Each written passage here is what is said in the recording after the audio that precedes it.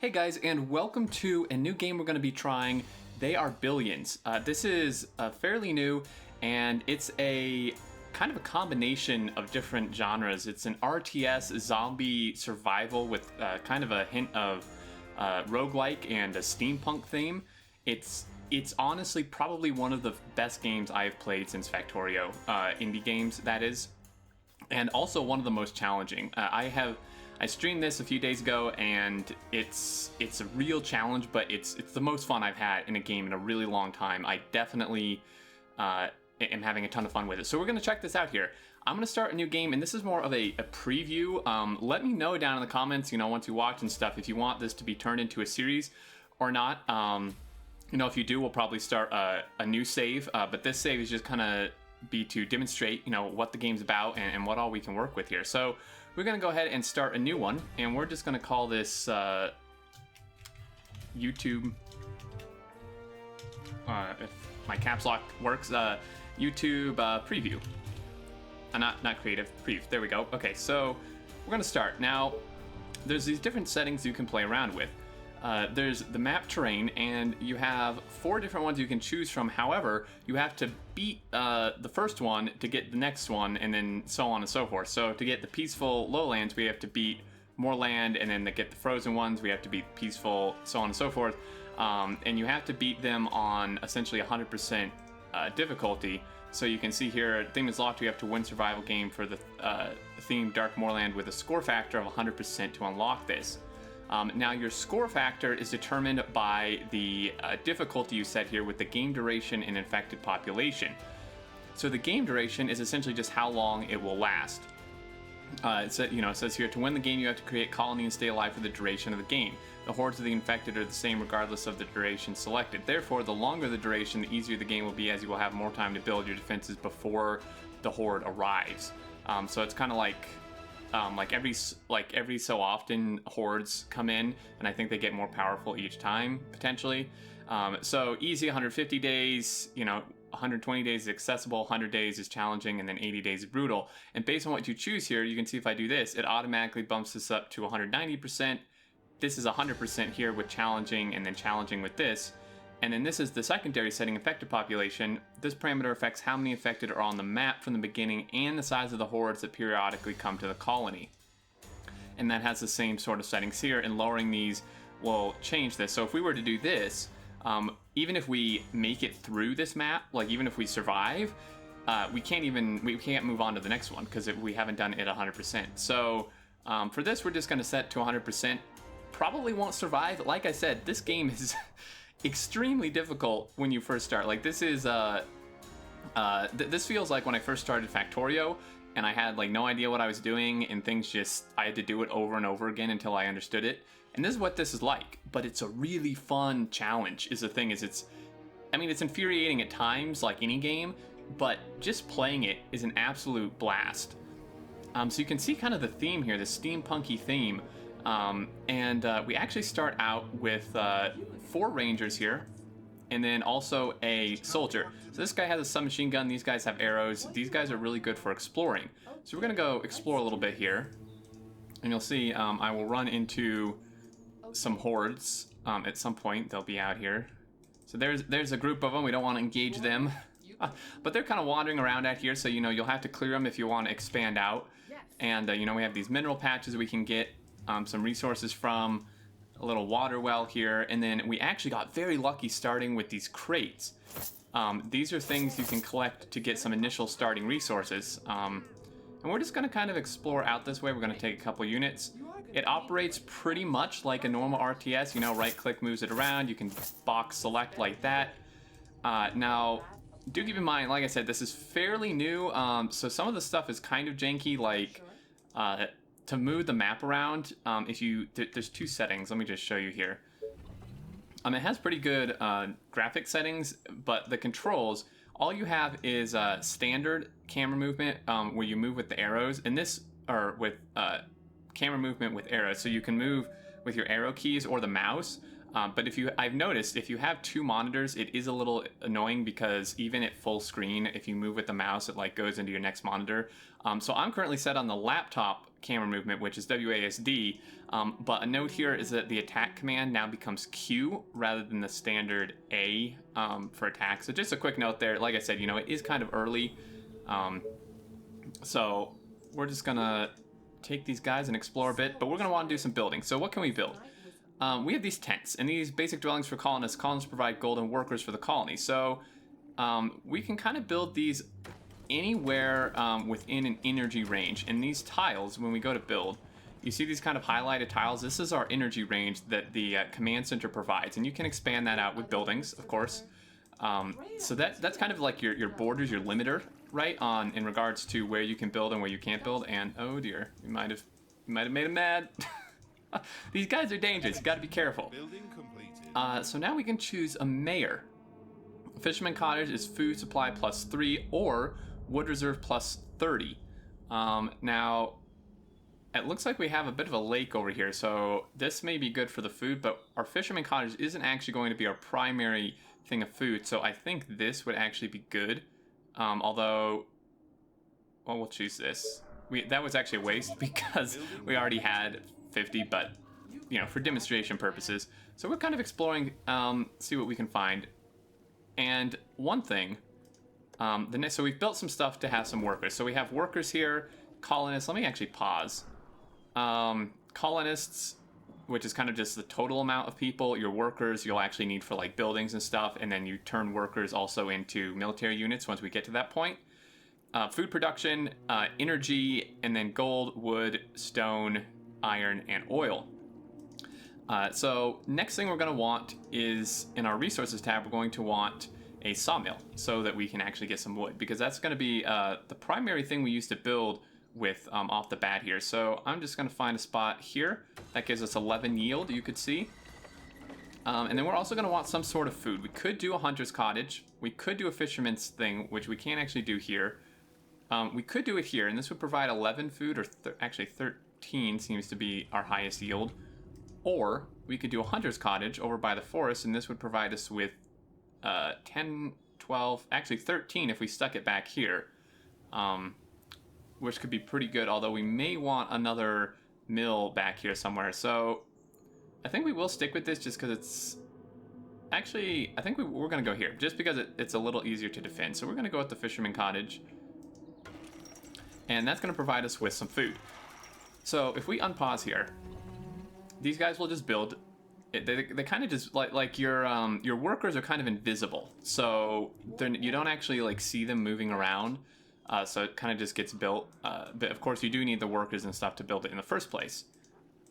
Now, something I've learned through my many failures, like as you can see here, oh, that is bad, is you need to protect your borders. Like, if you don't, you're gonna have a real bad time, because what I found here is that these guys will just wander in, right? They'll just wander in through. And where did I lose a dude? Building completed. Didn't we have like 4 of these guys? I have a bad feeling.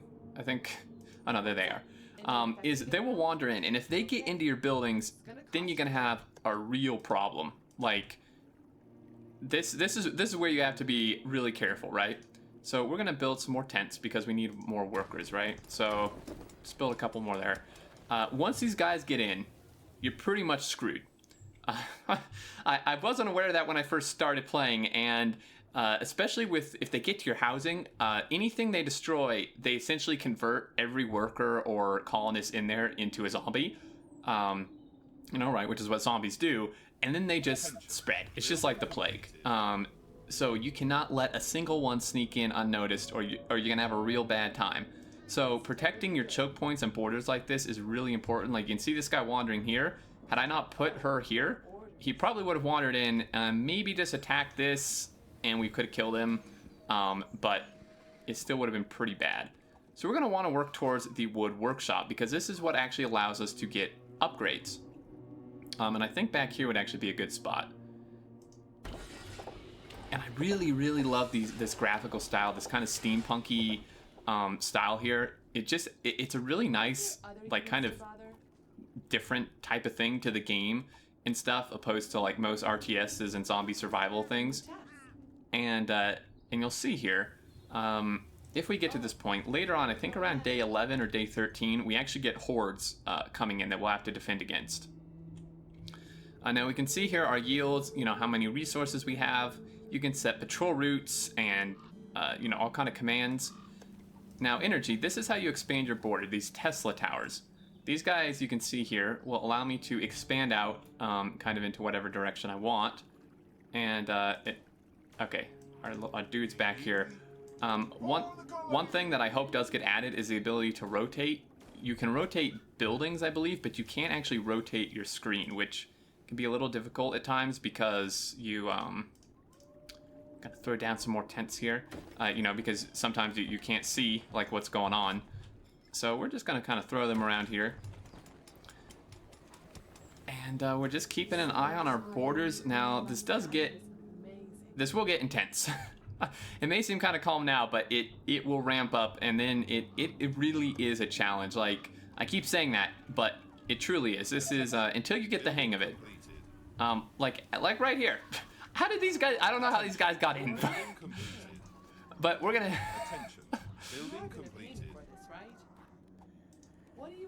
Oh my goodness, this is so bad. Any orders? I'm not gonna move her because people may come in from there. So we're getting attacked. Luckily they decided to attack this. So we're just gonna send you over. Okay, fine. Whew. So that was actually really close. We did lose this. I'm going to repair everything, and hopefully that'll allow us to kind of recoup. I think what happened is they snuck in through this way, and this is where we run into issues. We actually really need a soldier center so we can make a few more people. But to get that, we're going to need a quarry, which not actually sure why we can't really build anything at the moment. Oh, we can't do anything while they're being repaired. Okay, so that's kind of a problem. Oh, jeez. Oh no, they're getting in. Let's go. I forgot to send this guy over here. Like I said, this game is hard, man. If you lose track of one thing, it's a really, really bad time. And there they go. Yep, we're ripped. We're dead. Oh god, it's spreading. Like I said, I didn't expect to actually survive this. We'll just start a new game and kind of just continue to show you what we can do here. We'll actually probably do better in the second round simply because I won't be like explaining quite as much. So that kind of gives you an idea. And you know, I am not claiming to be great at this game. I am still learning, and it is a learning curve to figure out. Just like, you know, we're actually just going to overwrite this. To like maintain and manage all your stuff, and you can't leave those gaps open, because if you do, well, you saw what happened.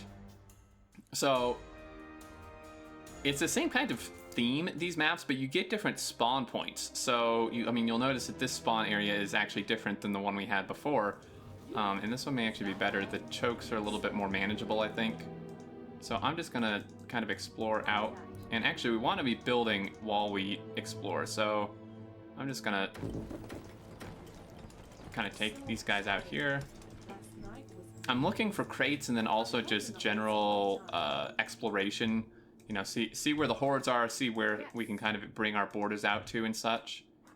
It looks like we can actually kind of come out here. Now this grassland is actually really important because you can build farms, and the farms are extremely high food yield in comparison to like the other food sources you can do. Energy supply, the mill gives +5, or command center food supply +20. That's actually really good. Because food seems to be kind of a limiting type of deal. So there's that. Okay, so what we want is we want a person like here. We want someone here-ish. We're gonna send you out that way. Send you over to here. We'll keep this guy kind of just in the middle, I suppose. And let's get a... We can't actually get a thing because we don't have any gold.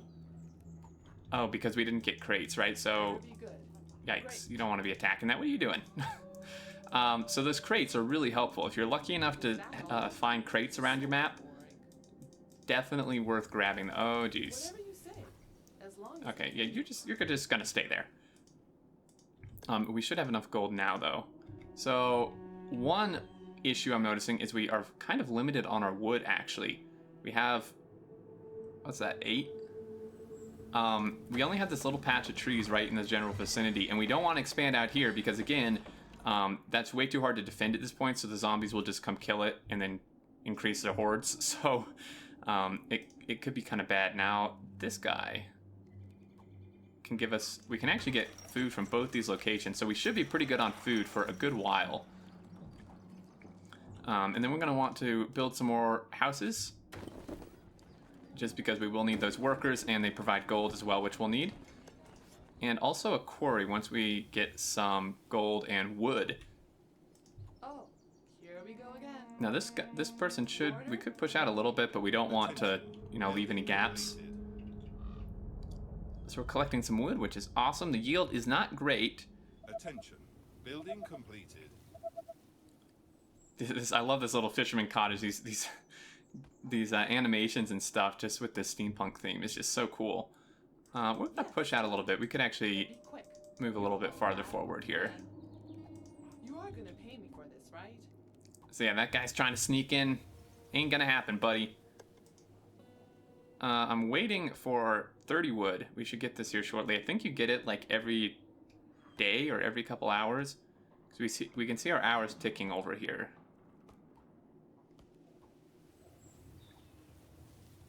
I'm watching these to see.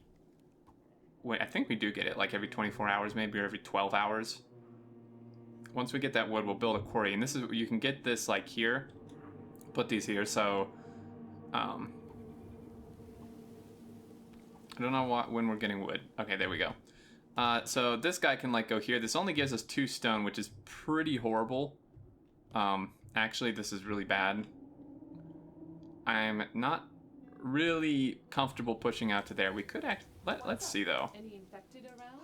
We would have to expand our energy, and yeah, there's dudes right there. We can kill those guys, but I guess we'll just go with the 2 stone. It's pretty bad. We could put another one over here though, so that would be a total yield of 4, which is doable at least. What do you want now? Yeah, these guys are way too close to really do that, so let's now there are no speed controls at the moment in the game, so you kind of have to play at the speed it gives you, but this seems like a decent speed, much faster, and I feel like you would just be way too overwhelmed with like what you have, everything you have to manage. I would like to expand out our borders a bit though. There are some crates there. That would let's expand out this way a little bit. So that'll expand our borders. And then if we want actual energy, we'll need to build a mill, which will require wood. So we're going to be very wood limited here. Like this guy requires 40 wood, which is going to be a problem.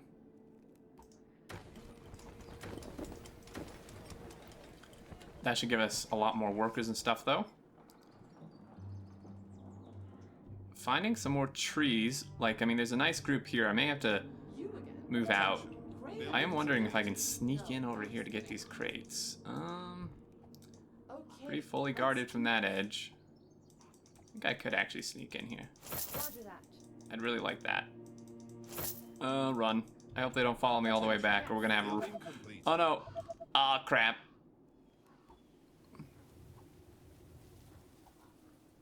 I think we need to move this guy over here for some backup. I'm getting the feeling on this map we may actually want to rush the soldier center. So, I mean, because we can do that before the wood workshop. And again, this is what gives us research. But I think rushing some soldiers, I found, was actually one of the better strategies. So we just need wood. We could actually, or stone. We could build another quarry over here. I think we're going to, because we have the workers and stuff, and we need a lot more stone production.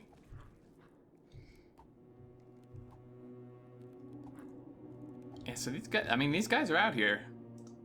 They'll sneak in if you give them the chance. Let's Now, one nice thing about this, which I did not realize when I initially started, is I had the impression that, like, if you killed them, they just respawned, right? But there's actually, from my understanding, there's a limited number on the map. So if we actually, like, send out clearing parties or clear them like... Oh, crap, don't do that. Or clear them like this, it will actually reduce the amount that are out there.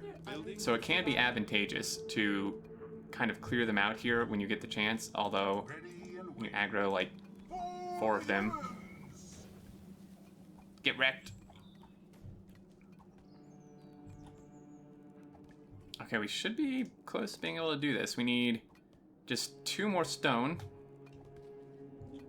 We should get these guys both pretty much at the same time here. Is everything okay? There we go. So let's go ahead and place our soldier center somewhere. Fortunately, we're kind of out of room. We could put it here. Let's actually do that, because nothing else... Like, you want to kind of leave your trees open and your grassland if possible, but like these mountains you can't really do anything with. And as long as there's places for people to move through, you're going to be fine for the most part. We could actually expand out our borders if I had another worker. So let's build... I want to leave that open in case we need some food over there. But yeah, see, so we can just like expand this too close to command center. Oh. Well, gee, it looked like I could build something there. And then like once you get your wood workshop, you can upgrade these tents to like cottages, and then you can upgrade other stuff. And there's like more workshops after that one. There's quite a lot of content in the game already. Attention. For sure. Building completed. Any infected around? And these two are actually coming in together, but I think we should be able to handle them just because of our range advantage here. Building completed. Our guy's running around, terrified. Yeah, if the zombies get too close, I mean, your peasants will let you know, but... so now we can build more soldiers, because we actually do have some iron, or we can build our rangers, and I actually find the rangers to be pretty darn good. So we're gonna, let's see, they require workers, wood, and gold. We're gonna build several of them here just to kind of beef up our defenses. And I think I may call that a video. We can save this. There's no like, one thing to note is there's no like save on the fly feature.